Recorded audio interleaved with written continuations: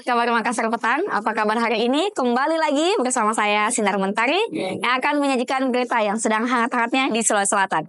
Kita saksikan berita selengkapnya.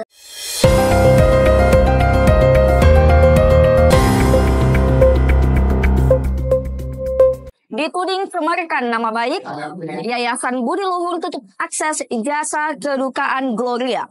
Pihak Yayasan Sosial Budi Luhur menegaskan akan menutup akses kepada jasa kedudukan Gloria untuk menjalankan usahanya di lingkup yayasan tersebut, setelah dituding melakukan monopoli jasa kedudukan.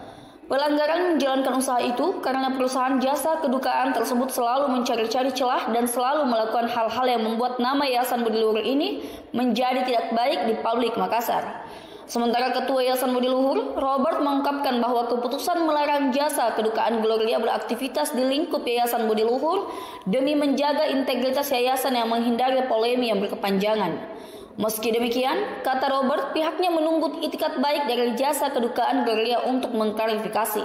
Namun sampai hari ini belum kunjung datang. Sedangkan Dewan Pembinaan Yayasan Budi Luhur Edi Simon menerangkan jasa kedukaan Gloria dianggap melakukan tekanan dan diduga juga mengancam Yayasan Budi Luhur, sehingga hal itu bisa melakukan tindak pidana. Sebelumnya, pada berita yang beredar, pihak Rumah Duka Budi Luhur Makassar menghadapi persoalan hukum setelah menerima somasi kedua dari kantor hukum Dede dan Partner. Somasi ini dilayangkan atas dugaan praktik persaingan usaha tidak sehat dan pemerasan yang dilakukan oleh Yayasan Sosial Budi Luhur Makassar. Dugaan ini berkaitan dengan kebijakan rumah duka yang mematok biaya tambahan sebesar 10% bagi keluarga yang membawa peti jenazah dari luar yayasan. Kagis, 2 bocah di Makassar disiksa dan disekap oleh orang tuanya. Polisi mengamankan pasangan suami istri di Makassar setelah diduga melakukan penyekapan dan menyiksa 2 anaknya di sebuah wisma di Jalan Flores, Kecamatan Wajo, Makassar. Akibatnya, kedua anak di bawah umur itu mengalami luka sekujur tubuhnya. Kapolsek Wajo, Kompol Muhammad Idris, mengatakan pengungkapan tersebut setelah adanya laporan dari masyarakat. Kemudian pihak kepolisian langsung melakukan pengecekan dan mendapati 2 bocah kakak beradik berinisial IS 8 tahun dan SF 9 tahun tersebut di sebuah wisma. Idris mengatakan korban mengaku disiksa dengan cara disiram air panas oleh ibu tirinya inisial NI 28 serta mengikat korban dengan menggunakan rantai besar agar tidak dapat keluar rumah. Kemudian kedua kakak beradik tersebut langsung dibawa ke rumah sakit untuk dibersihkan luka bakar yang dialaminya. Berdasarkan keterangan korban dan sejumlah saksi, kata Idris, polisi langsung mengamankan ibu tiri dan ayah kandung korban inisial AY 37 tahun beserta barang bukti berupa rantai besi yang diduga dipakai untuk menyiksa kedua korban. Sementara, dari pengakuan kedua pelaku, ia tega menyiksa kedua bocah tersebut lantaran kakak beradik itu berbuat nakal dan sering mendapatkan teguran dari tetangganya. Akibat perbuatan keji kedua pelaku, mereka dijerat pasal perlindungan anak dengan ancaman hukuman maksimal 6 tahun penjara. Baiklah, kita akan saksikan berita selanjutnya setelah jeda iklan berikut ini.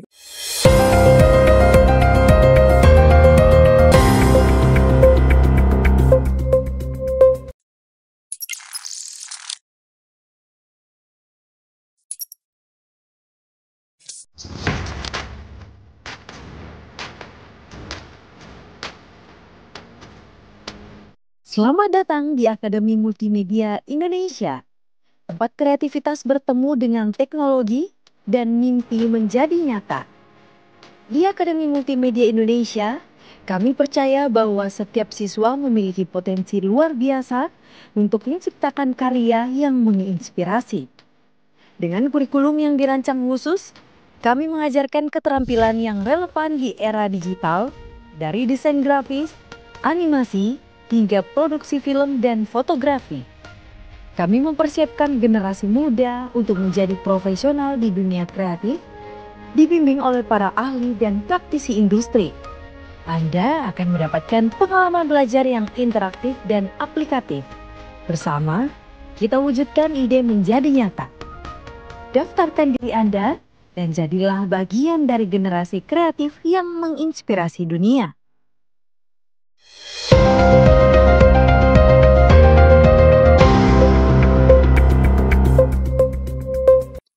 Pertamina Sulawesi tambah pasokan fakultatif dan optimalkan sub pangkalan LPG 3 kg. Pertamina Patraniaga Regional Sulawesi memastikan ketersediaan LPG 3 kg tetap terjaga dengan menambah pasokan fakultatif guna mengantisipasi lonjakan konsumsi pasca libur panjang. Selama periode 1 sampai 8 Februari 2025, sebanyak 217.320 tabung LPG 3 kg telah digelontorkan untuk memastikan kebutuhan masyarakat Sulawesi tetap terpenuhi. Selain menambah pasokan, Pertamina Patraniaga juga mengoptimalkan peran subpangkalan LPG di seluruh wilayah Sulawesi untuk memperluas jangkauan distribusi dan memastikan masyarakat mendapatkan LPG subsidi dengan harga sesuai eceran tertinggi. Area Manager Communication, Relations and CSR Pertamina Patraniaga Sulawesi, Fahrugi Andriani Sumampu, menegaskan bahwa langkah ini merupakan strategi antisipatif guna menjaga stabilitas pasokan dan kemudian akses bagi masyarakat. Lebih lanjut, Fahrugi menambah bahwa Pertamina Patraniaga terus berkoordinasi dengan pemerintah daerah dan pihak terkait untuk memastikan distribusi LPG subsidi berjalan lancar dan sesuai peruntukan. Untuk memastikan layanan kepada masyarakat tetap optimal, pangkalan dan subpangkalan LPG di seluruh Sulawesi siap melayani konsumen. Masyarakat yang membutuhkan informasi lebih lanjut atau ingin melaporkan kendala terkait LPG dapat menghubungi Pertamina Call Center 135. Pasangan mulia ditetapkan sebagai wali kota Makassar terpilih oleh KPU Kota Makassar. Baiklah, Sobat Kabar Makassar Petang, berita tadi sekaligus mengakhiri perjumpaan kita pada edisi Kabar Makassar Petang hari ini. Saksikan terus Kabar Makassar Petang setiap hari Senin sampai dengan hari Jumat. Saya, Sinar Mentari, dan kru yang sedang bertugas pamit undur diri.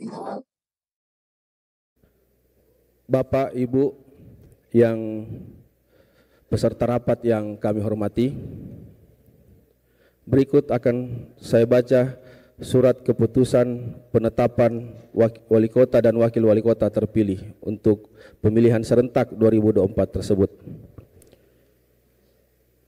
Bismillahirrahmanirrahim. Komisi Pemilihan Umum Kota Makassar. Keputusan Komisi Pemilihan Umum Kota Makassar nomor 33 tahun 2025 tentang penetapan pasangan calon wali kota dan wakil wali kota terpilih Kota Makassar tahun 2024. Ketua Komisi Pemilihan Umum Kota Makassar menimbang seterusnya, mengingat seterusnya, memutuskan menetapkan keputusan Komisi Pemilihan Umum Kota Makassar tentang penetapan pasangan calon wali kota dan wakil wali kota terpilih Kota Makassar tahun 2024. Kesatu, menetapkan pasangan calon wali kota dan wakil wali kota Makassar nomor urut 1 Saudara Munafri Arifuddin SH dan Saudari Haja Alia Mustika Ilham SE MAP dengan perolehan suara terbanyak 319.112